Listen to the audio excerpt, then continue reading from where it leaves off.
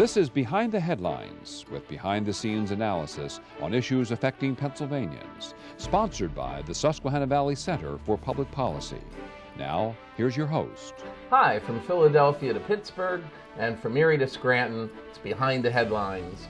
I'm Charlie Greenewalt, Senior Fellow of the Susquehanna Valley Center for Public Policy, and I'm joined by my co-host, Maura Donnelly. Maura, welcome. Hello, Charlie. Why, we've seen Income Tax Day come and go. Yes. Did you file yours? Of course. Of course. Okay. Always. Do you know that the Tax Foundation believes that Americans spend more on taxes than food, clothing, and housing combined? I can believe that. I can believe that. It's the tax burden is getting to be more onersome and onersome, isn't it? It is. Onerous and onerous. And you should be a small business owner, and then you have a lot more to complain about. I believe that. And to talk about business, what better guest to have than Dave Patti? Yes. Dave, who is the president and CEO of the Pennsylvania Business Council. Dave, welcome back to the show. Thanks. Great to be here.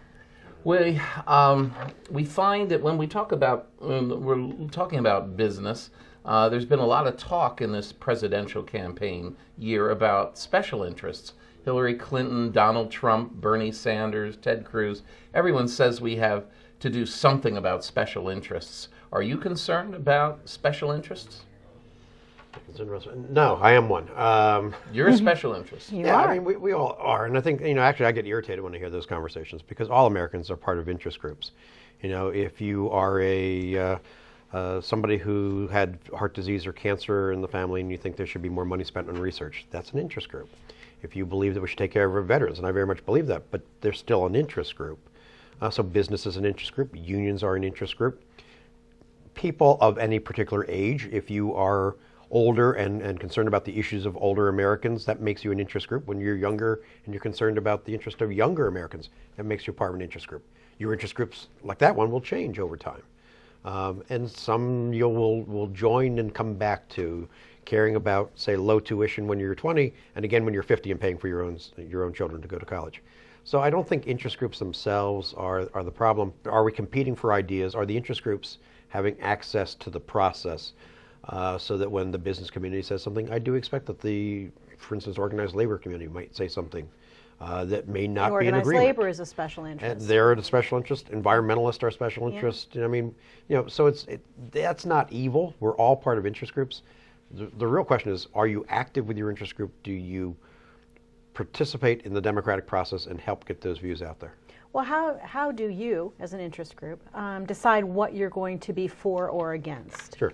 I mean, we are with the business community, and larger businesses make up what we call our policy roundtable, where we actually look at public policy. One of the things that we do there to start from is to interview the CEOs and their government affairs people for larger corporations and asking them what are the 4, 5, 6 things that we could do in public policy in Pennsylvania that would get you to put your next facility in Pennsylvania, or to increase your investment in the facilities you already have in Pennsylvania, or to at least be more profitable here. So if you have to make those tough decisions of which facilities stay open, which ones get closed, Pennsylvania stays open, those jobs stay here. So we're looking out for our own interest, but I also think that means that's the interest of the workers, that's the interest of the supply chain, those small businesses and business services who provide things to us. That's in the interest of our customers and all Pennsylvanians. As I said, I expect other interest groups to have a different view, but we do start by asking ourselves, what would make this more hospitable climate in which to do business? So this is kind of crazy.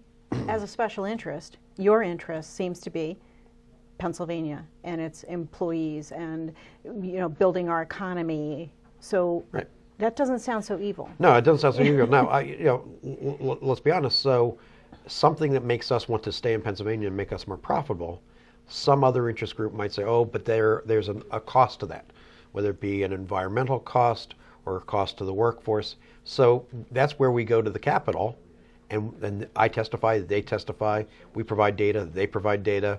There's a hearing, and lawmakers weigh those arguments, and usually both sides gets a little bit of what they want, which is really what I think was the brilliance of the founders and the brilliance of the American democratic process. Well, I believe that the Business Council also has some tools that they use to try to provide more information to the public, to businesses, to the press to individuals and businesses in other states as well, Dave, in terms of business climate here and how well businesses are doing here. What are some of the tools that you're using to promote Pennsylvania? We try and be research and data driven. I mean, some things you just kind of know it when you see it and you have a gut feeling about a policy proposal. But our effort isn't so much to react to the legislation that's being put in, but to go to lawmakers, policymakers, the governor and his team and say, regardless of what you hear or think you should be doing, here's the things that the data suggest. And you can do that by, as you said, comparing the business climate to other states. So we have something called the Scorecard, and in fact, anybody watching the show can access it right now at home, www.pascorecard.com. And it's a website that we've constructed that has a database of 55 metrics. These are measurements. Some are sort of a yes or no question, but most of them are numbers that are based on what companies look at, what site selection professionals who advise companies look at when they decide, well, you should put your next factory here. So they are grouped into things like tax policy and infrastructure and natural resources and energy cost and education and workforce and the quality of life. And what we try and show everyone, including starting from our own members, is here's where Pennsylvania is in terms of its raw score. Here's where it ranks relative to the other 49 states. Here's what the trend has been, because we have the data backloaded now to 2009. So we've been collecting this for a while.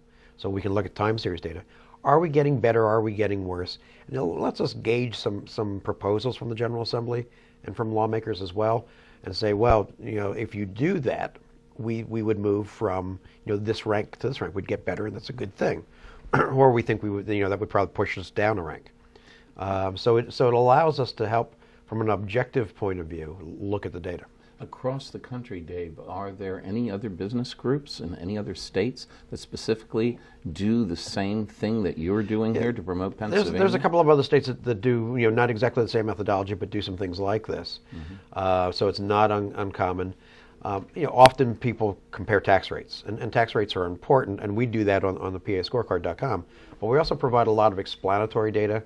For instance, you'll often hear, and Governor Wolf in this year and last year in the budget has proposed some tax increases, but also changing the tax base. And while that gets detailed for the folks at home, it's important to understand Pennsylvania's personal income tax rate at 3.07 is the lowest rate in the country of those states who have a personal income tax. There are 7 that don't have one at all. So we kind of come in at number 8 because the others are 0. But having said that, the base for other states is more narrow. So even though their rate's higher, you end up paying less dollars out in taxes. So our real rate is more like or rank is really like 17. So we try to explain that kind of data as well. So special interest groups often look for a study or some metrics that support exactly where they want to go with their organization. Right. And it sounds to me like what you've done is aggregate so many of them, so that it really is more of an objective view than the view of a special interest, like your organization. Actually, it's funny that you raise that, because our interest in the scorecard, our decision to create it, came out of a conversation with Governor Ed Rendell. Oh. And the governor actually had made a great point. He looked at our guys and said, every time there's a press release saying Pennsylvania ranks 47th in taxes or something, you guys are out there, waving that and telling everybody about it and everything, and complaining Ed Rendell's doing a bad job. And he goes, and look, I freely admit, every time something says something good about Pennsylvania, I'm out waving around saying this. Somebody ought to collect all of it.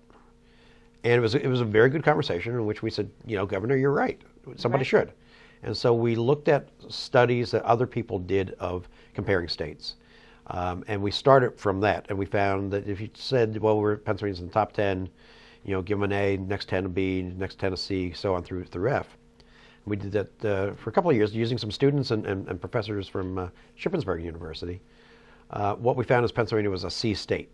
Overall, on average.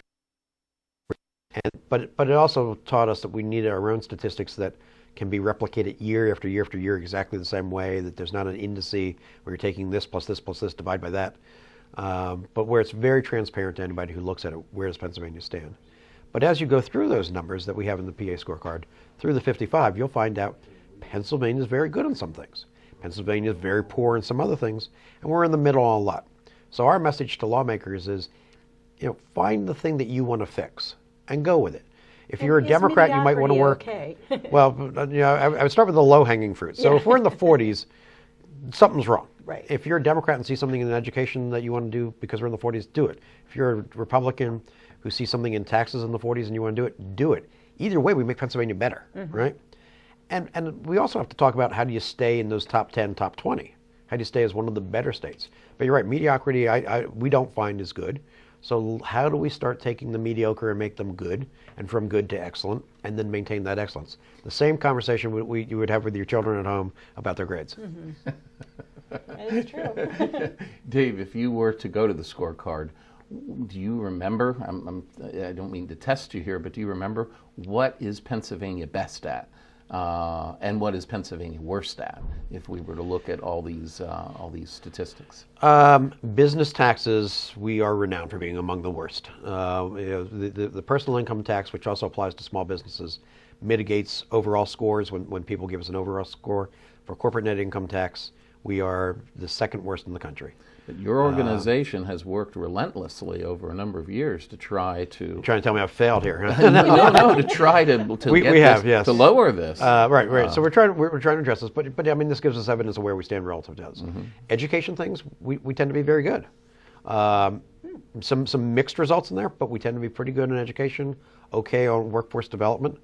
But again, we want to stay there because, frankly, other states are getting better. It's interesting. Sometimes when we fall in rank, it's not because we did something that makes us worse. It's because the other states also know where they stand, and they're working hard to be better. So this is a continuous improvement thing, where people are always trying to be better. Energy prices, with all the abundant energy in Pennsylvania, energy prices are not our strongest place. Now, part of that's the climate, part of that's the geography and how hard it is to transmit and transport energy, whether it be natural gas or electricity, or even oil. To get it around Pennsylvania at a good price is difficult. Some of it's regulatory burdens on those industries, though. So we can look at something where it's more complex like that and say, well, gee, why is our price not so good if we have supply?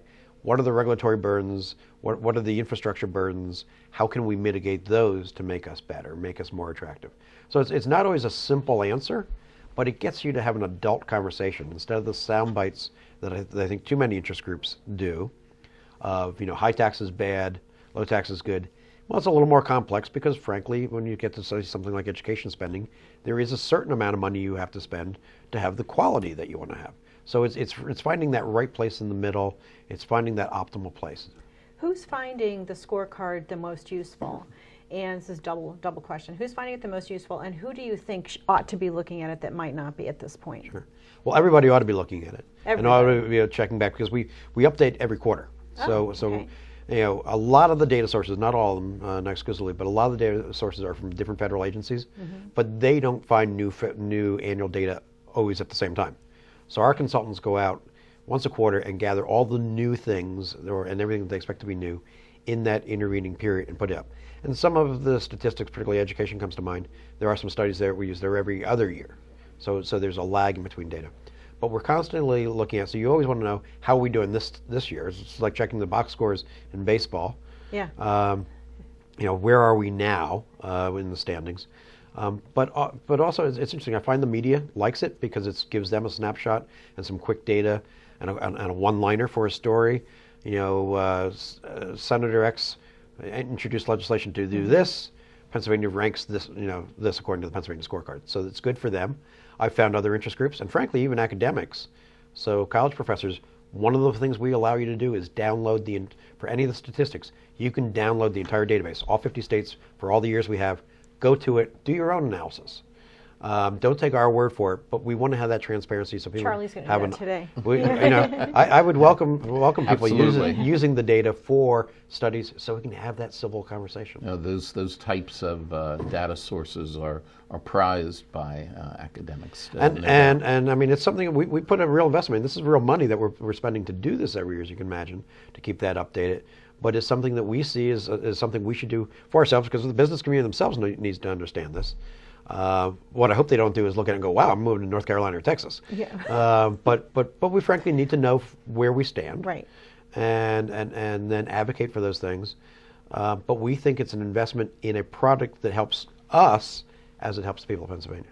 In the last minute that we have, Dave, what are future projects that are coming up for the Pennsylvania Business Council that you are preparing to Well, launch? we will have to talk soon. We're doing a deeper dive on taxes because, as I said, rates don't tell you the whole story. You have to look at the base.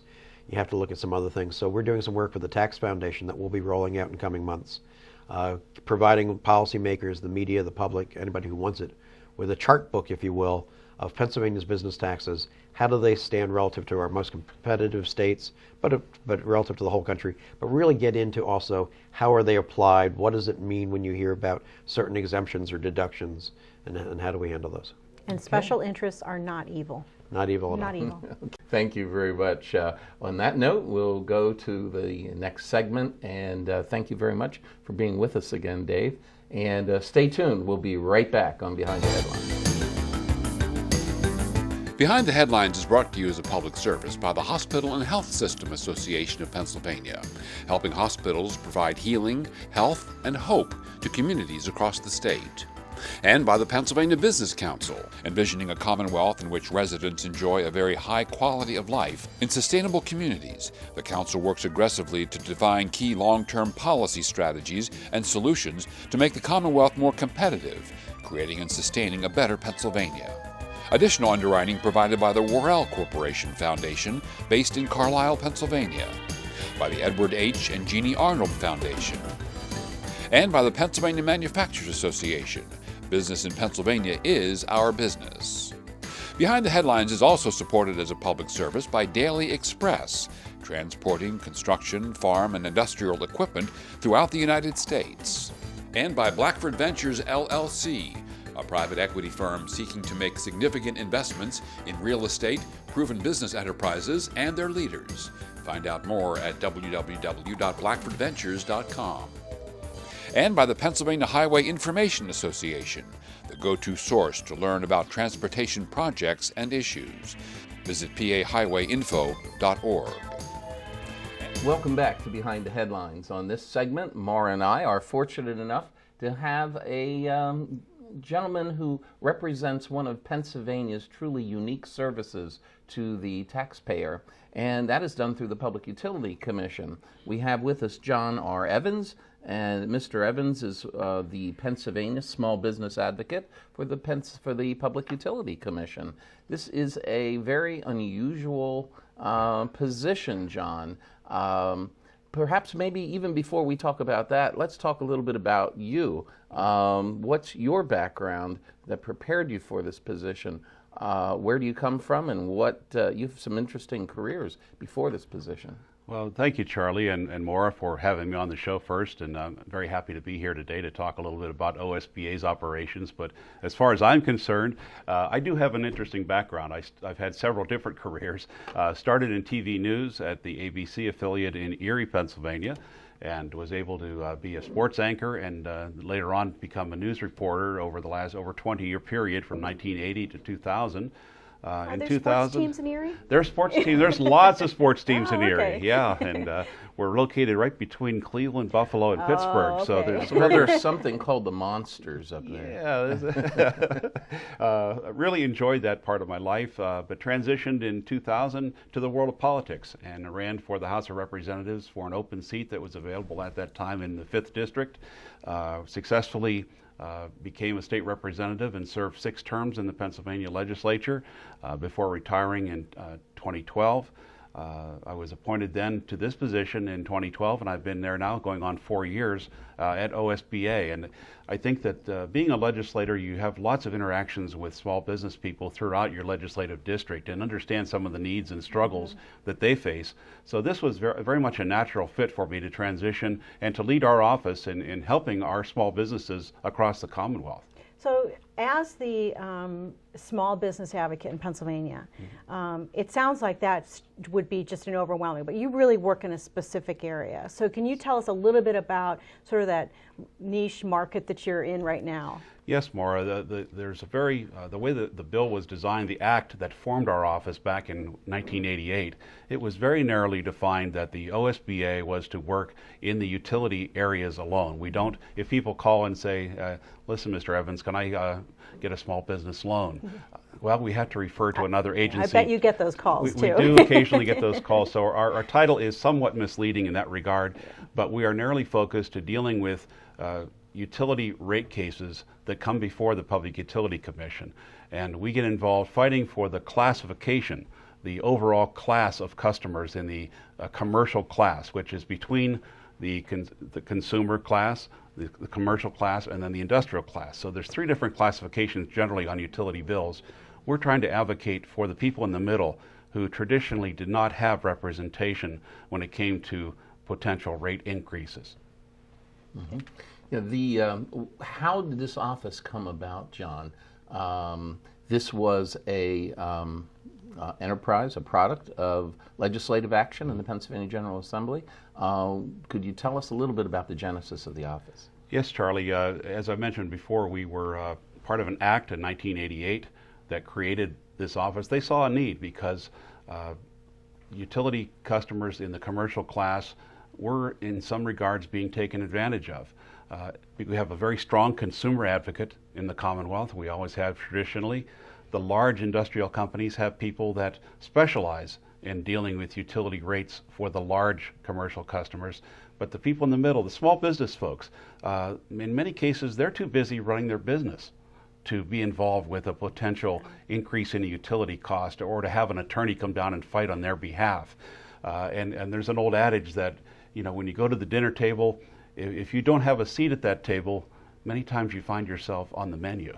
Pennsylvania is the only state in the union that has a position in an office like yours. Is that true? Absolutely. We are the only one in the United States. That's pretty amazing. To have this. And I must say, when I go to a national type utility gathering, lots of folks want to talk to me about that because it is a good idea, and it has saved our small businesses in Pennsylvania hundreds of millions of dollars over the last several decades. In fact, this past year alone, we have saved potential rate increases approaching $100 million for Pennsylvania small business owners that they would have otherwise had to endure.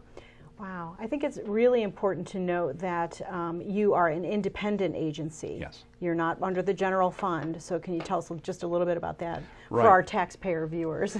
Yes, we are an independent agency, and there are no taxpayer dollars used to fund our operations. We don't have to take directions from any political entity whatsoever. We operate on our own. Yeah. We decide which cases we're going to get involved with. We're currently involved in about 50 litigation cases. I have a staff of 4 attorneys who work very diligently. In fact, I could even venture to say they're overworked because there's so much activity. We have to decide which of the major cases we get involved with. How do you do that? I imagine you get a lot of requests for assistance. How do you make that determination of who you're going to help and who you're going to have to, I don't want to say reject, but send packing? Well, how do you do that? we try to look out first and foremost for the entire rate class. So something that affects everybody statewide. The big rate cases, 9 times out of 10, we're involved at some level in protecting our rate class. But we do look at other areas. In fact, if a small water company has an increase, we saw one come about last year where a small municipal company was asking for an increase of 300% for the small business class. That was a case that stood out to us as something that was highly unusual, and we got involved and successfully fought that and came to a negotiation where there was a small increase, but nothing in the neighborhood of 300%. Can you initiate on your own? Is that a case where you did that, or do you have to wait till someone comes to you to ask for assistance?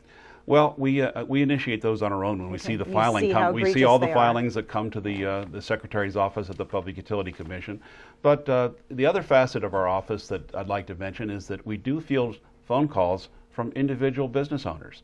If you feel that you are being taken advantage of, if you feel that there's a billing dispute, that perhaps you've been billed in error and you don't feel that you're responsible for a certain bill, or if there's another type of issue that you're having in getting in touch with the utility, please give us a call, because we are fielding calls daily from small business people. We can't be necessarily always your attorney, your personal attorney, but we can make calls on your behalf to try to remedy some of these issues, and we've been highly successful in doing that as well. That's great. I don't mean to put you on the spot. Do you know what the telephone number is? Well, the best thing to do is to check our website. I would suggest at www.osba.pa.gov. Could you repeat that? It's osba.pa.gov. .gov. And that could lead you to our contact numbers. You can send us an email right away, and it's very user-friendly.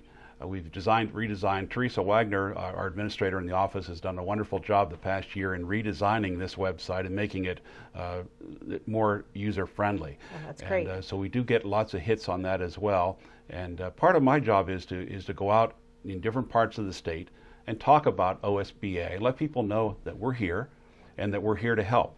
So part of it's education. I've been meeting with groups throughout the state with NFIB this week. Last week I was at a group with a number of churches in the Philadelphia area who are concerned about some potential rate hikes that they're going to be facing. So we do a lot of education and outreach to help those small business folks wherever they are across Pennsylvania. Well, I think it's interesting to note, too, that you don't necessarily operate in a vacuum, that you do work directly with the PUC to try to make sure that when they're coming out with policy issues or policy statements, that it's your small businesses are taken into consideration. Isn't that correct? Absolutely. Yeah. We've worked in concert with the PUC to help redesign the PAPowerswitch.com that people can use for choice, for shopping for electricity, and now in some cases gas. We're helping our small businesses to understand what the different companies are offering, whether it be a fixed rate or a variable rate product. That's very important to understand what you're signing the contract for when you deal with utilities. But there are ways, if there's an educated consumer out there at any level, using the shopping methods, you can save money. But you need to be aware that when the contracts run out, you need to take another look at it. So we're doing that educational outreach as well with small business folks. Hey, if you can save several $1,000s a month on your bills, that might be hiring a new person. Exactly. That could really help your bottom line. But last year, with 4 attorneys, you were able to save small businesses in Pennsylvania over $100 million. Yes. Over the last 3 years, I understand, with this small staff, actually, you were able to save small businesses in Pennsylvania. Is it right, John? About $222.5 million. Yes, that's an accurate figure, and we have that verified. And we're very proud of that statistic. You should be. Because many of our neighboring states do not have that type of a record. You know, our legislators, I think, were wise in the late 80s when they saw a need in Pennsylvania for protection of that class of customers. And over the years, we've seen it bear fruit. We've seen the fact that the rate increases that do come down the line are either modified or they're more equally shared amongst the other groups, that our small business folks are not the ones who are being stuck with the large tab.